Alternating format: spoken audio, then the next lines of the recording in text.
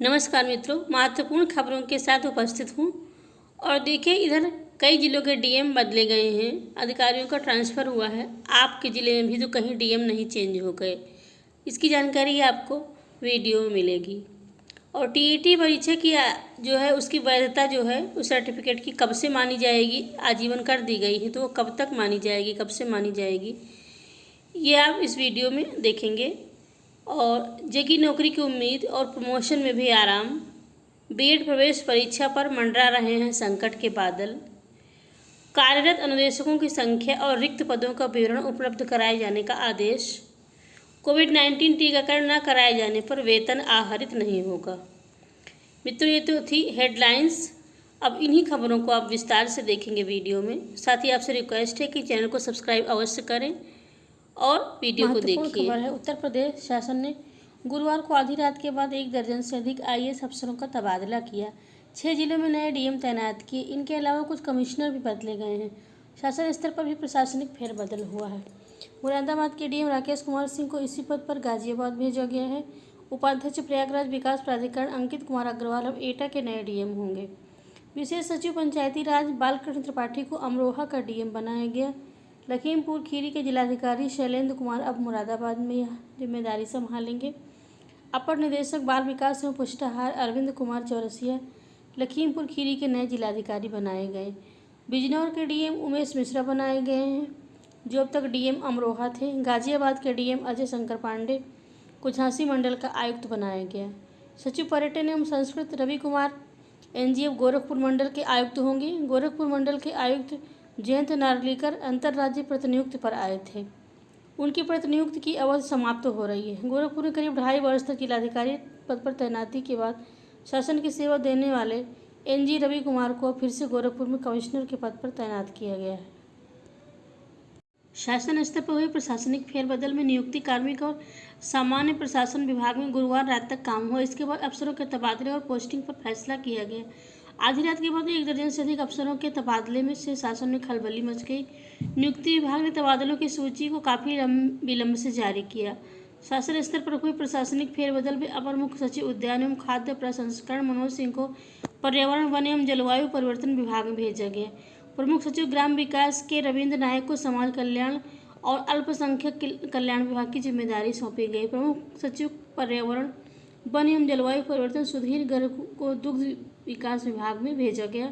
सहकारिता विभाग में गड़बड़ी उजागर होने के बाद वहां के अपर मुख्य सचिव MVS रामी रेड्डी को हटाकर उद्यान एवं खाद्य प्रसंस्करण विभाग में तैनात किया गया है। और प्रमुख सचिव समाज कल्याण और अल्पसंख्यक कल्याण BL मीणा को सहकारिता विभाग की जिम्मेदारी मिली है। NG रवि कुमार गोरखपुर के मंडलायुक्त बने हैं। मुकेश मिश्रा को DG पर्यटन का चार्ज दिया गया। जगी नौकरी की उम्मीद और प्रमोशन में भी आराम। जी हाँ मित्रों, नौकरी की उम्मीद जग गई है और प्रमोशन में भी आराम रहेगा।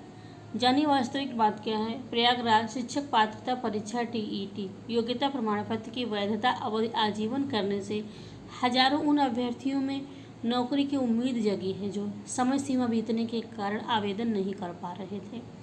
यूपी TET की वैधता 5 साल और CTET की 7 साल है। यूपी में पहली बार 13 नवंबर 2011 को यूपी बोर्ड ने TET कराई थी और केंद्र सरकार के निर्णय से साफ हो गया है कि 2011 से अब तक सभी सफल अभ्यर्थियों के प्रमाण पत्र वैध हो गए हैं।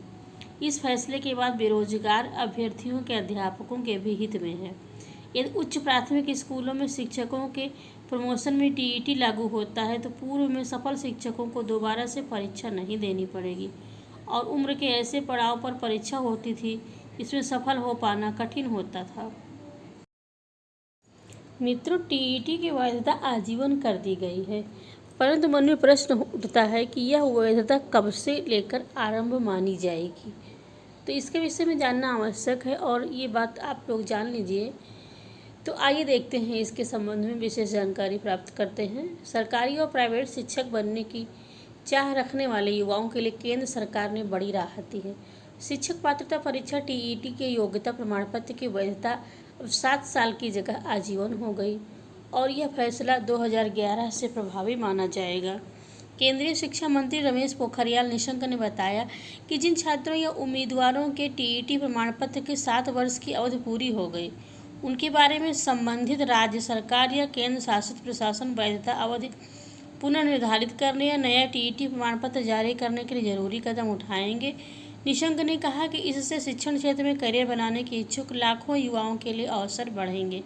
इससे पहले राष्ट्रीय शिक्षक शिक्षा परिषद एनसीटीई ने बीते साल अक्टूबर में टीईटी प्रमाण पत्र की वैधता की सीमा आजीवन करने की घोषणा की थी। हालांकि केंद्र सरकार ने इस पर अब निर्णय रद्द करने का दबाव बन रहा है। 2 वर्षीय बीएड पाठ्यक्रम में प्रवेश के लिए कराई जाने वाली संयुक्त प्रवेश परीक्षा 2021 पर भी संकट के बादल मंडरा रहे हैं और कोविड-19 की परिस्थितियों को देखते हुए इतनी बड़ी प्रवेश परीक्षा कराने पर सहमत भी नहीं बन पा रही है। बीएड की लगभग 2,25,000 सीटों के लिए प्रवेश के लिए करीब 5.5 लाख अभ्यर्थियों ने आवेदन किया है। प्रवेश परीक्षा के आयोजन की जिम्मेदारी इस बार भी लखनऊ विश्वविद्यालय को ही दी गई है। लखनऊ विश्वविद्यालय यह प्रवेश परीक्षा आगामी जुलाई माह में कराने पर विचार कर रहा है। हालांकि शासन की मंजूरी के बाद ही यह संभव हो पाएगा। ऐसे समय में जब सीबीएसई और यूपी बोर्ड ने अपनी 10वीं और 12वीं की बोर्ड परीक्षा निरस्त कर दी है और राज्य विश्वविद्यालयों में केवल अंतिम वर्ष की परीक्षाएं कराने पर विचार चल रहा है, तब बीएड प्रवेश परीक्षा को करा पाने की अनुमति मिलना मुश्किल ही है। मित्रों को जैसे कि आप देख पा रहे हैं और आपके सम्मुख आदेश प्रस्तुत है और यह आदेश कार्यालय जिला बेसिक शिक्षा अधिकारी महाराजगंज से आया है। समस्त खंड शिक्षा अधिकारी को संबोधित करके है और इसका विषय है परिषदीय उच्च प्राथमिक विद्यालयों में कार्यरत अंशकालिक अनुदेशकों की तैनाती एवं रिक्त पदों की सूचना उपलब्ध कराने के संबंध में। और ये आदेश 3 जून 2021 को आया है और इसमें क्या लिखा हुआ है देखिए। उपर्युक्त विषयक राज्य परियोजना निदेशक उत्तर प्रदेश लखनऊ के कार्यालय में पत्रांक संख्या के अनुसार 22 फरवरी 2021 का संदर्भ ग्रहण करने का कष्ट करें, जिसके द्वारा अनुदेशकों की सूचना मांगी गई है। उपरोक्त पत्र में अनुपालन में सूचना उपलब्ध कराने हेतु अधो हस्ताक्षरी के स्तर से पत्र भी निर्गत किया गया, परंतु खेद का विषय है कि अद्यतन किसी भी विकास खंड से सूचना प्राप्त नहीं हुई, जिस पर स्कूल महानिदेशक महोदय द्वारा कड़ी नाराजगी व्यक्त की गई है और इस क्रम में निम्नलिखित बिंदुओं पर तत्काल सूचना अपेक्षित है। शासनादेश दिनांक 31 जनवरी 2013 एवं दिनांक 25 दिसंबर 2014 के क्रम में 100 से अधिक छात्र नामांकन वाले परिषदीय उच्च प्राथमिक विद्यालय जिनमें पूर्व से अंशकालिक अनुदेशकों के पदों की स्वीकृति है, उनके संबंध में सूचना निम्न प्रारूप पर उपलब्ध कराएं। और ये प्रारूप है क्रम संख्या, ब्लॉक का नाम, उच्च प्राथमिक विद्यालय का नाम, छात्र नामांकन और इसमें है कार्यरत अंशकालिक अनुदेशकों की संख्या, फिर योग। अवशेष परिषदीय उच्च प्राथमिक विद्यालय जिनमें योजना आरंभ के समय छात्र संख्या 100 से कम होने के कारण अंशकालिक अनुदेशकों के पद स्वीकृत नहीं थे, किंतु बाद में छात्र संख्या 100 से अधिक हो गई और वर्तमान में छात्र नामांकन 100 से अधिक है, उसी के संबंध में सूचना इस प्रारूप पर दें। क्रम संख्या, ब्लॉक का नाम, विद्यालय का नाम, छात्र नामांकन संख्या, कार्यरत अंशकालिक अनुदेशकों की संख्या और योग। तो ये देखिए जो है आदेश बीएससी ओम प्रकाश यादव के हस्ताक्षर से युक्त है और जिला बेसिक शिक्षा अधिकारी महाराजगंज फुट से यह आदेश है। और देखिए बीआरसी स्तर पर विद्यालय के शिक्षक शिक्षणेतर कर्मचारियों का कोविड-19 के टीकाकरण कराए जाने के संबंध में कार्यालय जिला बेसिक शिक्षा अधिकारी चित्रकूट और इसका विषय है दिनांक 7 जून 2021 से जनपद में समस्त बीआरसी स्तर पर विद्यालय के शिक्षक शिक्षणेतर का कोविड-19 से टीकाकरण कराए जाने के संबंध में। और ये आदेश 4 जून का है। उपर्युक्त विषयक संबंध में अवगत कराना है कि जिलाधिकारी महोदय चित्रकूट के निर्देशानुसार जनपद के समस्त विद्यालयों में कार्यरत शिक्षक शिक्षणेतर कर्मचारियों का कोविड-19 का टीकाकरण कराए जाने के निर्देश प्रदान किए गए हैं।